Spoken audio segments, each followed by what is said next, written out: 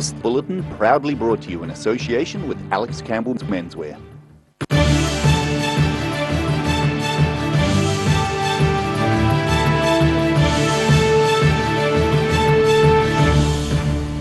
Tonight on the South Today, around 100 years of history is set to go under the hammer at a sizable auction of department store goodies this weekend.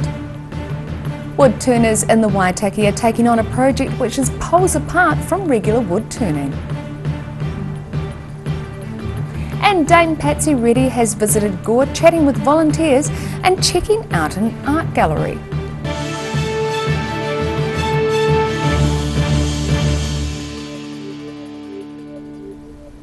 Kia ora, good evening, I'm Melissa Barton.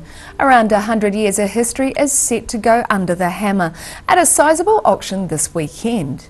Proctor's auctioneers have been charged with running a public and online auction for the fittings and plant of the former Arthur Barnett store in Dunedin.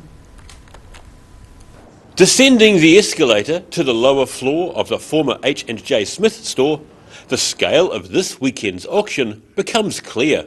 This is on a much larger scale to some of the other ones that we've done. Obviously H&J Smith being a large store, this is the biggest one that we've ever done. More than 100 shop mannequins are amongst the many items set to go under the hammer on Saturday. Although he's been around the trade all of his life, 40-year-old auction manager Ronnie Proctor says the scale of this event is huge. It's pretty eclectic. There's a lot of things from shop fittings, chattels to mannequins to hardware for shelving to stationery to staff room gear to a cafe cabinet to cafe tables and chairs. So a bit of everything for everyone, including some ex-shop display stuff here. There isn't a kitchen sink amongst the listings, but there are a couple of fridges, a toaster, and a host of stationery items, including branded H&J Smith pens. Many of the items up for sale have been listed online and are already garnering a large amount of interest. But Proctor says their work isn't quite finished. I'm still actually in the process of listing it now. They've found some more stuff. So he says there's been a lot of interest in the mannequins, as they can cost an arm and a leg to buy new. Just the amount of mannequins. I mean, we've had auctions, we've had 3 or 4 mannequins maybe, but to have nearly 100 all in one auction, so you can't really say there's a singular item. It's just the fact that there's so many multiples. The on-site auction is due to begin at the former H&J Smith store in the Meridian Mall this Saturday. In Dunedin, the South Today. The Gore District Council has issued an alert for residents that their water supply could be disrupted. The council says contractors struck the main water pipeline at the East Gore Reservoir today. The council expects to repair the pipeline today, but asks residents to be mindful of the water usage. Properties in the higher locations around East Gore may experience low water pressure. Waitaki's wood-turning fraternity are taking on a mammoth project involving former power poles. The craftsman's work is to aid the restoration of the Holmes Wharf in Oamaru.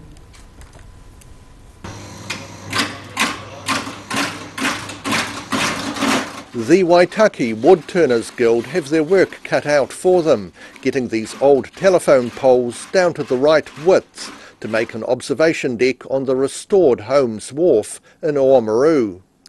The poles are very tough, being about 100 years old, and luckily were cut down to the right length before Bill Owen and his fellow woodturners started the long job of getting them to the right thickness. We have a finished product here, which is again 1.8 metre length, so we haven't had to change the length, just the diameter, because they were needed to be all pretty similar in diameter. The job was made harder following the discovery of metal screws at regular intervals on the poles. They had steel screws still embedded in them, which we had to get rid of before we could turn, and so it took quite an effort to get rid of those. It's not the first time the woodturners have been commissioned work by the Waitaki District Council, and jobs like this help the Guild pay for their tools and workshop.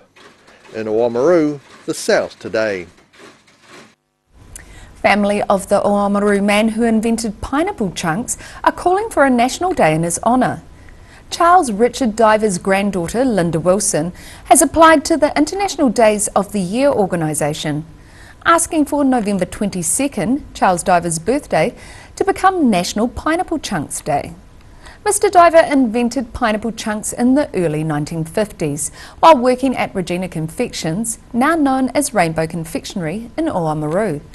However, Australia has already tried to steal the creation of the sweet treat, following the Pascal company changing the name to Pineapple Lumps. Governor-General Patsy Reddy visited Gore, checking out the new Community Connection Centre. Dame Patsy was also shown around the Eastern Southland Art Gallery. Visiting Gore's Community Connections Centre, Governor-General Dame Patsy Reddy is full of praise for the organisation's work during tough times. This is a centre that, in all its manifestations, looks at connecting people and other organisations, not replicating services that are already provided. Community Connector Gail Poole says the team is working well with local people who were negatively impacted by COVID-19 last year. So they've come in to see Sarah and I down at the hub, and we help them with a CV and set them up with opportunities in the community. Yeah, so that's been quite a big part of my job in Gore, is the matching job centres. While talking with staff, Dame Patsy said the organisation has clearly defined a niche in the town's social services sector. But actually filling in the gaps, so a bit like weaving the web to connect everybody to the services that are already there, and filling in the bits that no one has picked up. During her visit to New Zealand's home of country music, the Governor-General was also given a guided tour of the Eastern Southland Gallery by Gore District Arts and Heritage Curator Jim Geddes. In Gore, the South Today. Still to come on the South Today, Southland faces a standoff between two of its biggest events next year, as neither are willing to compromise their date. And individuals are caught with spray paint and bluff around local buildings, but they're not vandals. So catch this and more after the break.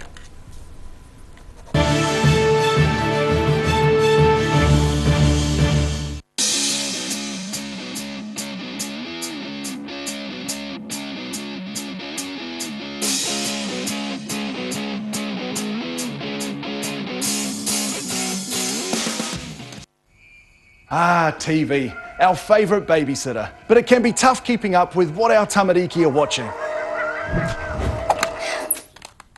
Luckily, the Broadcasting Standards Authority has made some smart changes to the classification labels.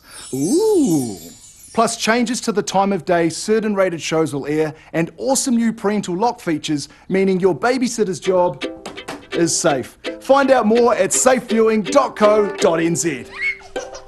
A poorly maintained heat pump can lose up to 35% of its output. The Mr. Heat Pump Cleaner team are experts. Their specially developed chemical wash is totally biodegradable. Call Mr. Heat Pump Cleaner and get the job done by the professionals.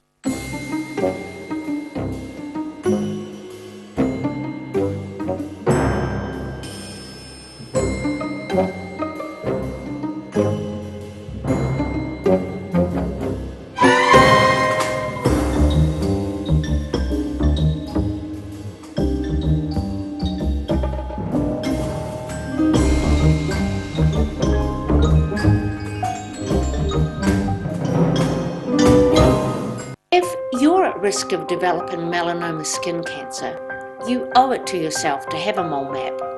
Mole map is coming to your area. Phone today to make an appointment. It could save your life.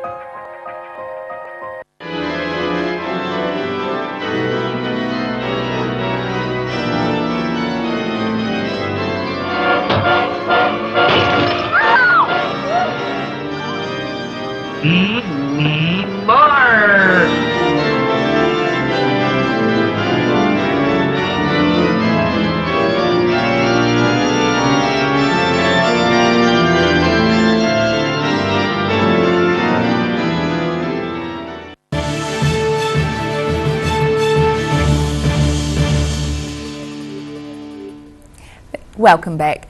The Burt Munro Challenge Committee will not move its dates to avoid a clash next year with another major event in the south.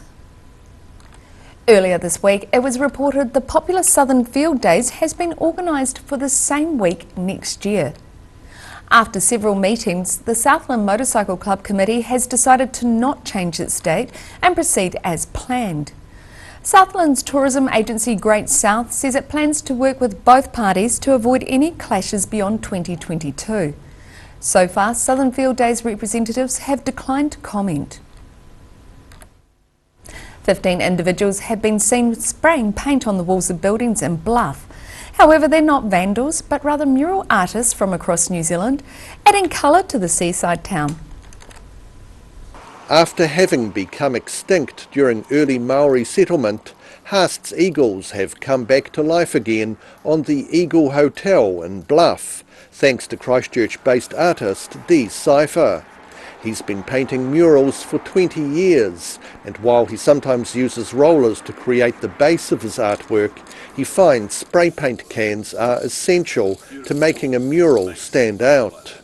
Spray paint is the best medium there is for painting murals, just because of the high-speed sort of coverage, multiple different nozzles, that type of thing. There's 15 artists contributing to this year's South Sea Spray Festival in Bluff, which includes an exhibition at the Lighthouse Gallery opening this weekend. Dee Cypher says murals not only liven up the appearance of a town, but can also make the community feel better about itself. Blank walls are just blank walls, and once you put some awesome artwork on there, it changes the whole dynamic of the whole place, you know what I mean, and the people, and you know, it has sort of a domino effect of people, you know, just raising the bar and making stuff better. Gore is currently living in Geraldine and only started painting murals 2 years ago. He's acknowledging the fishing history of Bluff with his painting of an old fisherman and his boat. So this is the old fisherman I'm painting. Looks like captain as well. And there is a boat, looks like massive ship, looks like a whale, but it also looks like a ship.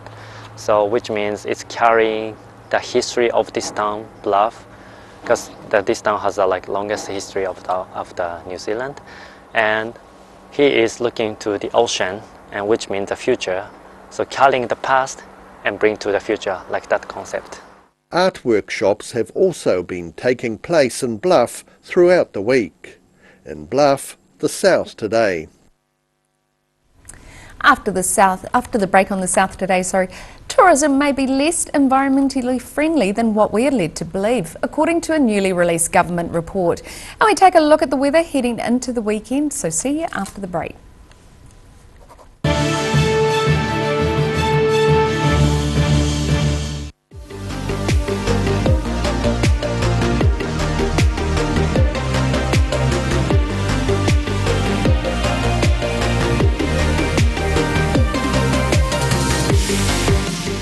Welcome to Alex Campbell Menswear. Our 3 stores have no shortage of stock. Check these out.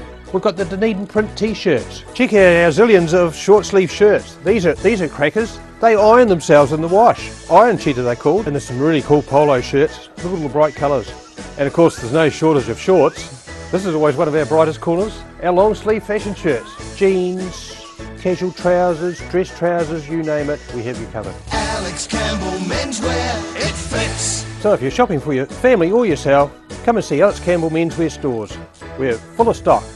A poorly maintained heat pump can lose up to 35% of its output. The Mr. Heat Pump Cleaner team are experts. Their specially developed chemical wash is totally biodegradable. Call Mr. Heat Pump Cleaner and get the job done by the professionals. If you're at risk of developing melanoma skin cancer, you owe it to yourself to have a mole map. Mole map is coming to your area. Phone today to make an appointment. It could save your life.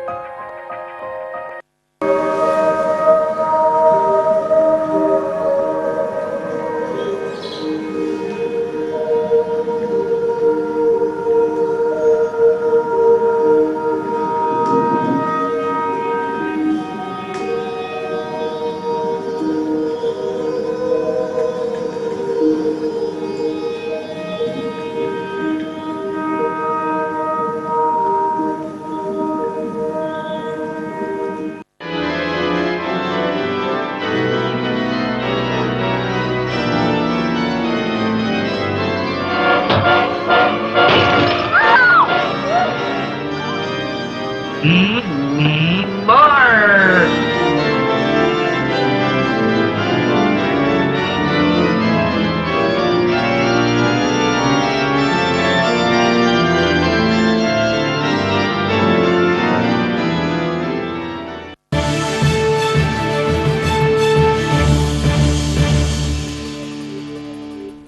Thanks for staying with us. A government report suggests that tourism is less environmentally benign than it has often been made out to be.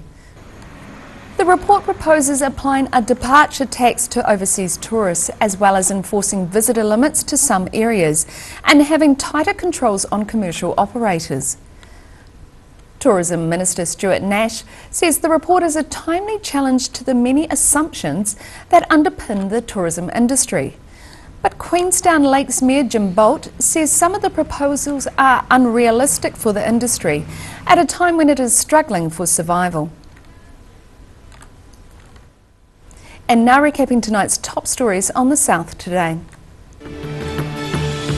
Around 100 years of history is set to go under the hammer at a sizable auction of department store goodies this weekend. Woodturners in the Waitaki are taking on a project which is poles apart from the regular wood turning.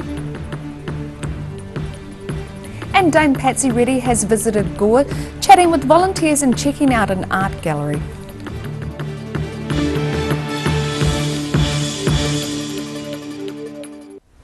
And now look at what's happening in tomorrow's ODT.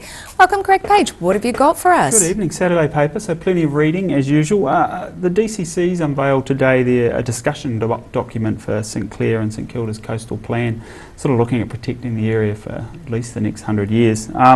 I mean, there's been lots and lots of talk about St Clair and St Kilda over recent years with all the erosion going on, lots of problems there. This document has got lots of discussion points in it as well. They're talking about possibly spending up to hundreds of millions of dollars over the next few years to try and protect that area. Well, it is a popular destination even for locals and tourists when they maybe come back. Yeah, it is. It's a beautiful spot, you know, and they're talking about maybe redesigning the seawall at St Clair, and that's been a problem again for a long time. Moving an old landfill which has been discovered in Middle Beach, also improving access, creating groins and moving some of the sports fields as well. So yeah, lots to talk about there.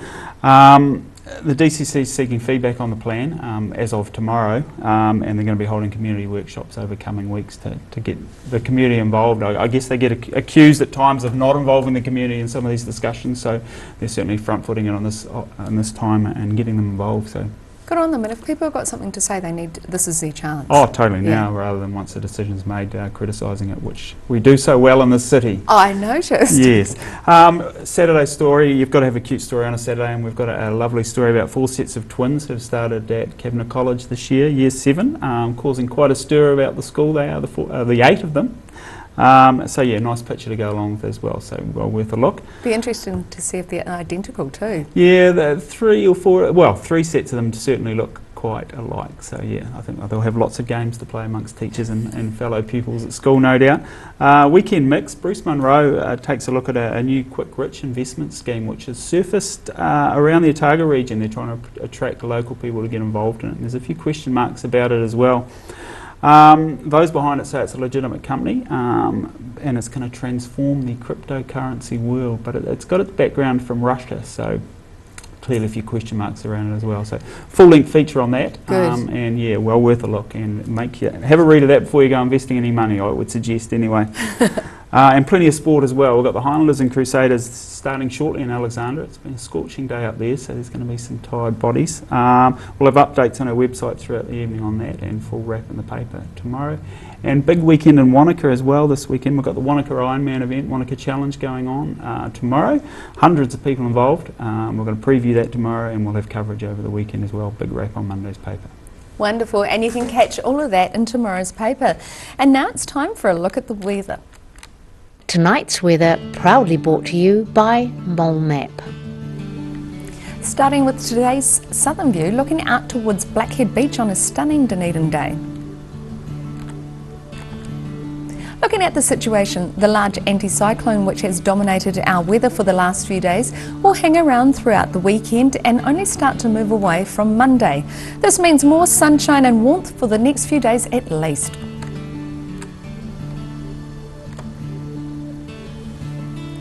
Starting off at the northwest of the South Island, sunshine with a bit of cloud and light to moderate winds here with 20 degrees in Greymouth and similar in Westport with 21 degrees without the cloud.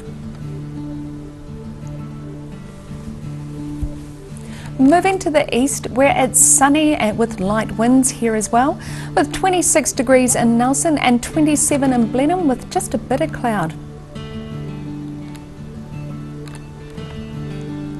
Moving to Canterbury, sunny days here with fine weather and light winds as well. It's 21 degrees in Kaikoura, 24 degrees for both Christchurch and Ashburton.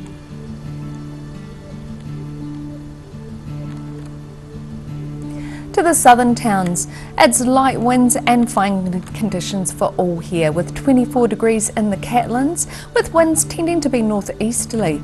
It's slightly warmer with 25 degrees for Lumsden, Gore and Balclutha.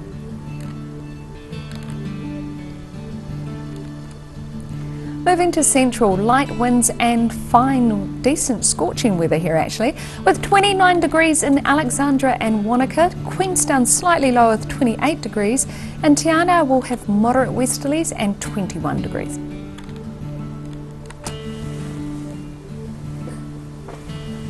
Moving to the northern towns, light to moderate easterlies and fine conditions for all here with 25 degrees in Timaru, 23 in Oamaru, and Twizel reaches a scorching 29 degrees and Amarama's not far behind with 28.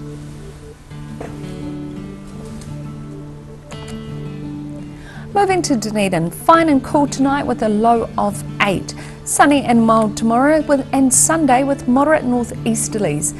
Looking at a high of 22 and a low of 9 tomorrow, and it's similar on Sunday with a high of 24 and a low of 10.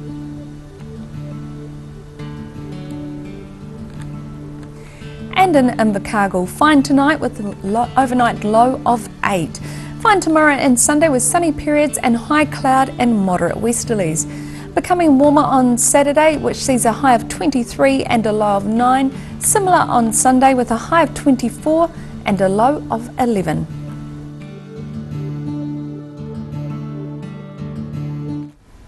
That's all for our news this Friday and indeed the week. For the latest news from the southern region, head online to odt.co.nz or follow Channel 39 on Facebook and YouTube. Thanks for joining us. Ka kite anō.